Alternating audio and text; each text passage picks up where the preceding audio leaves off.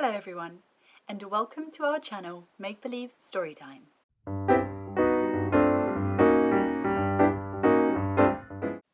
My name is Beatrice, and today we are back in my magical den for another extra special original Make Believe story called Milo's Big Bite. It was inspired by a wonderful lady who makes the most amazing chocolate cakes and dotes on her grandson Milo. She is the kind of grandma who sows seeds of magic and adventure. Today's video is part of our series called Original Make-Believe Stories. They are created from scratch with lots of love and dedication by our team for you guys. Sam Elswood has written the story, Oana Tiu has made some wonderful illustrations for it, and I will be reading it aloud for you guys. Now sit back, relax, and let's see what adventure awaits Milo. Milo's Big Bite. Grandma Rose and Milo snuck upstairs to Milo's bedroom. They sat down on the bed and Grandma Rose presented Milo with a Tupperware pot. Milo quickly pulled off the lid and gazed at the thick slice of rich chocolate sponge cake coated in glossy chocolate icing and little sugar stars. Next to the cake was a small glass tube full of silver glitter. Milo picked it up and peered at it. He raised an eyebrow at Grandma Rose. "What's this for?" he asked.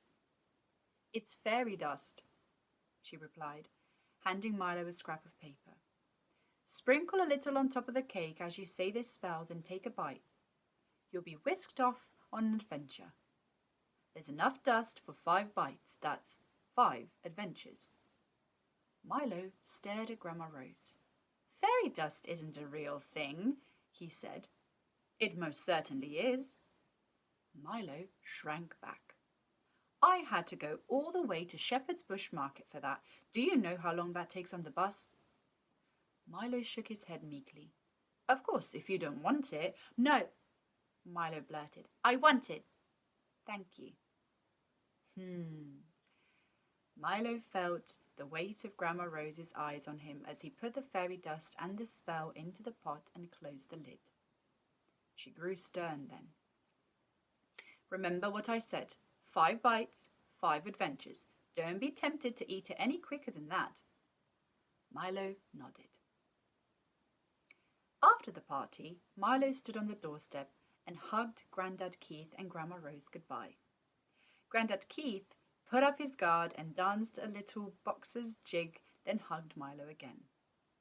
Grandma Rose threw him a sneaky wink, and they left, laughing together down the path. "Why don't you go and play upstairs while Dad and I clean up?" Mum asked. Milo nodded. He shut the bedroom door behind him and took out the Tupperware pot. He dipped a little of the fairy dust into his palm, then pinched it between his finger and his thumb.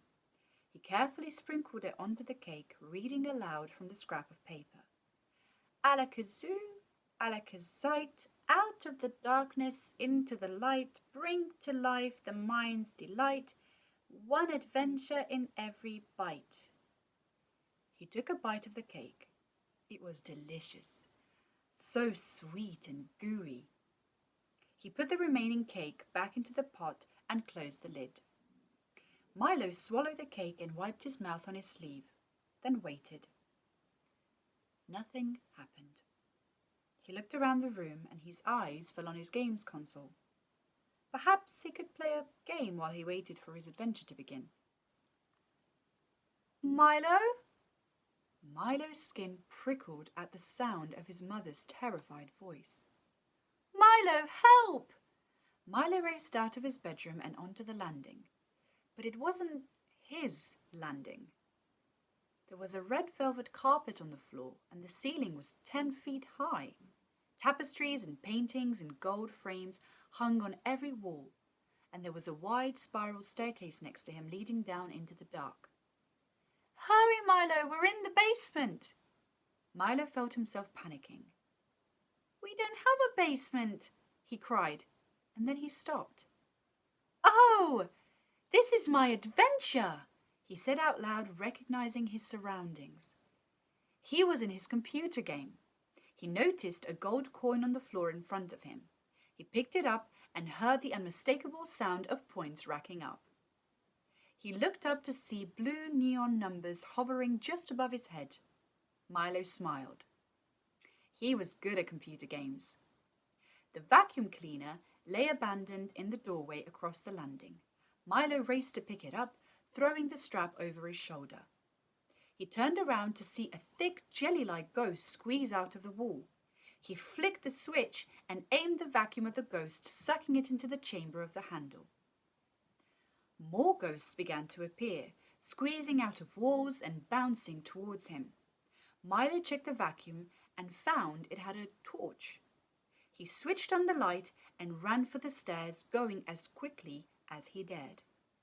He reached the bottom of the staircase and swung the vacuum round, trying to work out where he was. At the far end of the basement was a door with a heavy bolt on it. "Milo, son, help us!"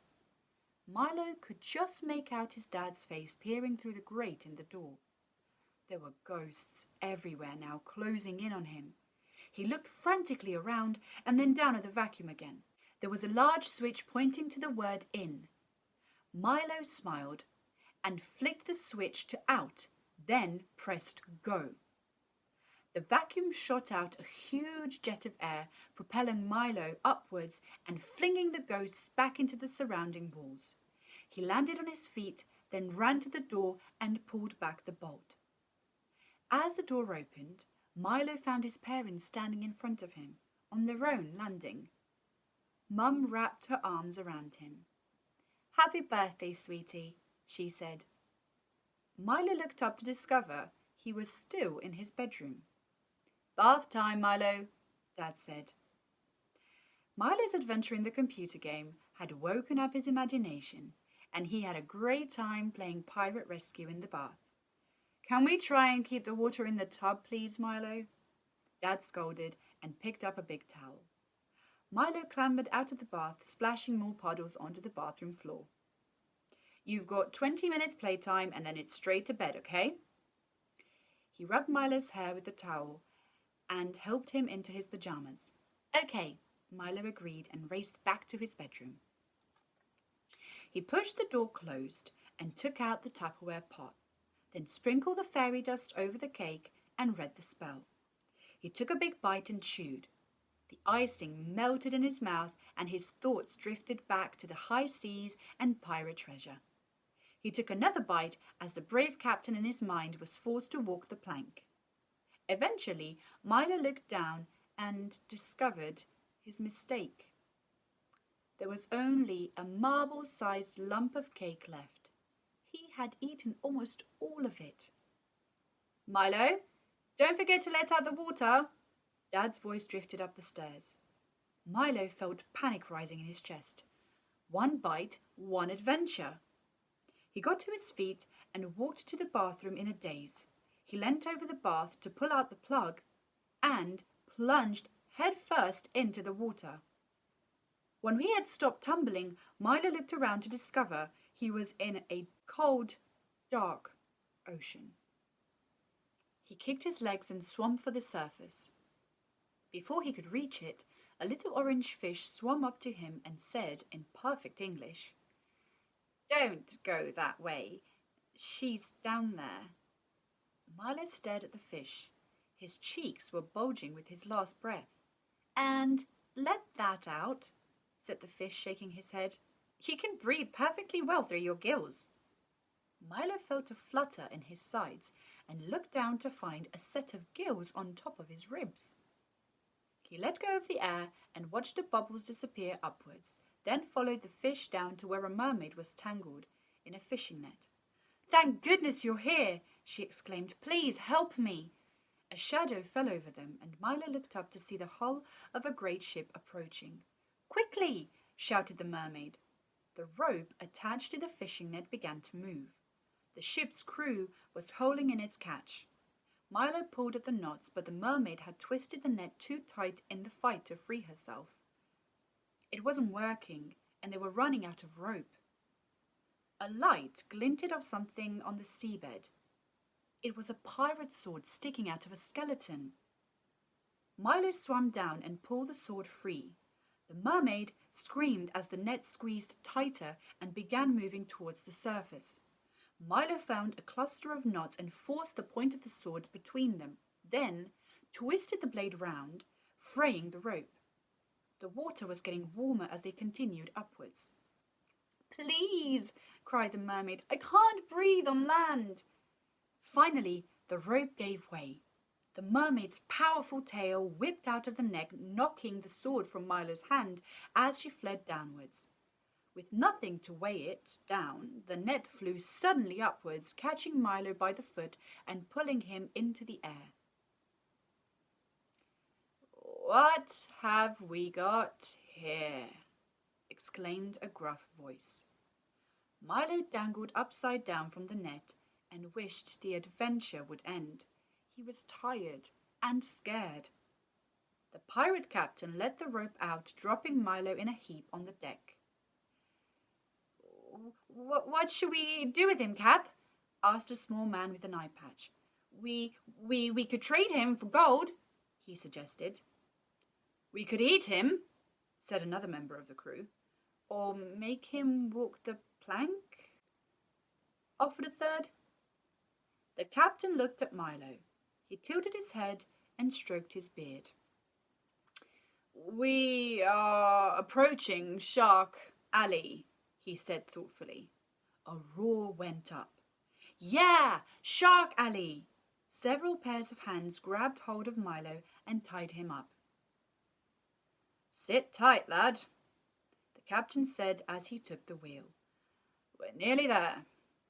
Milo peered through the railings as they sped across the choppy sea. He blinked. He was sure he had just seen a horse break the water surface. "The white horses are getting up, Cap," said one of the crew. "White horses are real," Milo whispered with a smile. He watched them as they raced along. The crew looked nervous. There was a bang on the side of the ship, and then another. The white horses were striking the ship's hull with their hooves. Another bang, this one louder. The waves grew bigger. More white horses joined the attack. Pirates began rushing all over the ship. "We're taking water!" iPad shouted. Milo looked out again and saw the mermaid, swimming just below the surface and looking up at him. He rolled onto his front and stumbled to his feet. The mermaid broke the surface. "Jump!" she shouted. Milo jumped. He landed hard on the bathroom floor. "Milo?" "I'm fine." "Okay, it's time for bed. I'll be up in a minute." Milo watched the last of the water drain away and wandered slowly back to his room. He felt exhausted from the extra big adventure he'd been on. The last piece of cake was still sitting there waiting for him. He looked at it for a moment, then picked it up. "It really is only a few crumbs," he thought, and popped it in his mouth. A moment later, golden wings sprouted from his shoulder blades and he fluttered over to his bed. He was fast asleep by the time Mum came to tuck him in. The end. Well, I think Milo has gone on enough adventures for a while. I hope you guys enjoyed today's story, and remember to follow Make Believe Storytime on Facebook, Instagram and YouTube for activity suggestions, free colouring pages and of course more storytelling videos.